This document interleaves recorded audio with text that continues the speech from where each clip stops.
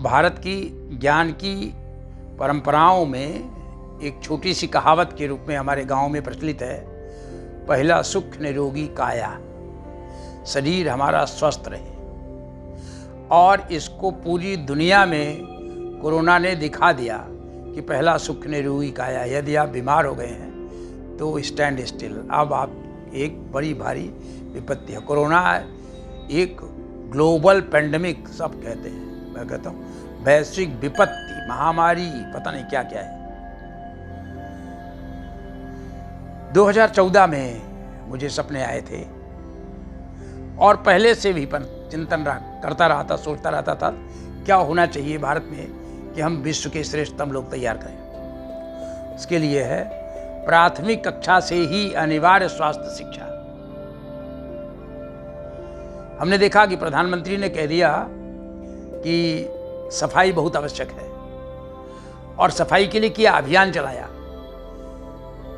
तो बहुत सारे बड़े बड़े लोगों ने, मंत्रियों ने, विधायकों ने, एक पार्टी नहीं दूसरी पार्टी, सब पार्टी, किसी ने तो झाड़ू अपना बना लिया, वो किसी ने कुछ बना लिया और किसी ने तो गंदगी ले आकर के रोड में डाला और फिर झाड़ू लगाने लगे।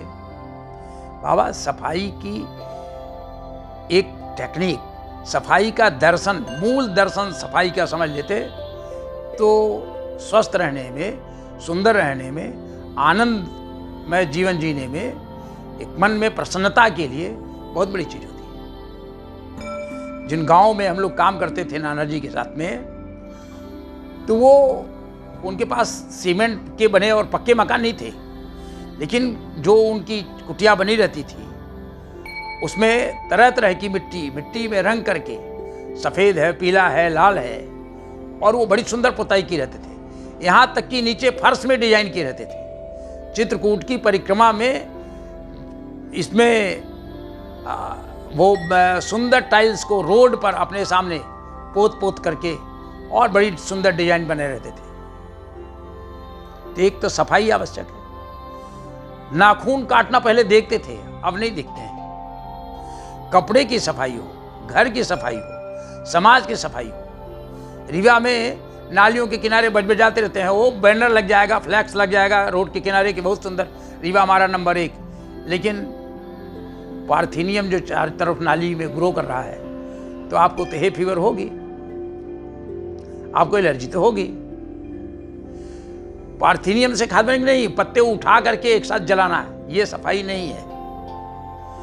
इकोलॉजिकल प्रिंसिपल्स को लागू करें, सिद्धांतों को लागू करें, तो रिसाइकिल करना चाहिए मिट्टी का। तो ऊपर से तो कह दिया, प्रधानमंत्री ने बहुत अच्छा कह दिया कि ये रिसाइकिल करो, रिट्रीट करो और ये करो, लेकिन नीचे तक कहां परकोलेट हुआ है? नीचे कुछ जगहों पर इतनी बड़ी आबादी है, कुछ बहुत अच्छे उदाहरण मिलते हैं, लेकिन इनको ग्रामीण स्तर पर कुछ को जिम्मेदारी दी जाए कि हाँ ये हुआ, कुछ को पुरस्कृत किया जाए, कुछ को दंड दिया जाए, तो स्वस्थ रहने के तरीके, जिन पंचायतों में कोई बीमार नहीं हुआ है उनको पुरस्कृत किया जाए, बीमार नहीं होने का रिसर्च किया जाए कि क्या कारण रहा कि यहाँ बीमार नहीं हुए लोग। नहीं 5 लाख नहीं 10 लाख ही दे दीजिए और सब बीमार पड़ने लगेंगे, सब इम्यून सिस्टम कमजोर है। सुबह कितने लोग उठते हैं, कौन रिसर्च कर रहा है? कितने लोग व्यायाम करते हैं, कितने लोग योग करते हैं, और कितने विश्वविद्यालयों में योग से सब ठीक होता है। जो वेदों में लिखा है, पुराणों में लिखा है, लोगों ने करके दिखाया है। अच्छे खासे लोग स्वस्थ रहे हैं, सूर्य नमस्कार करके दिखा देते हैं। सूर्य नमस्कार की क्या बायोलॉजी है?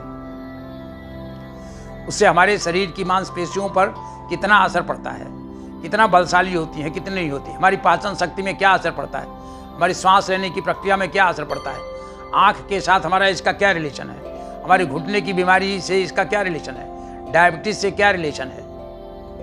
तो योग, आयुर्वेद, प्राकृतिक चिकित्सा, न्यूरोथेरेपी, मर्म चिकित्सा, पंचकर्म, षटकर्म, ऐसे 20 चीजें हैं। Preventive health care system, community medicine, oncology में रिसर्च की सैकड़ों फील्ड हैं जहां एक एक्सपर्ट 100 लोगों को बता सकता है क्या क्या करना चाहिए, कैसे कैसे करें कि कैंसर नहीं हो। यदि इसको देख लें तो हम स्वस्थ रह सकते हैं। भारतीय चिंतन, दर्शन, आवश्यकता के अनुसार मॉडर्न साइंस, स्वास्थ्य शिक्षा अनिवार्य देनी चाहिए।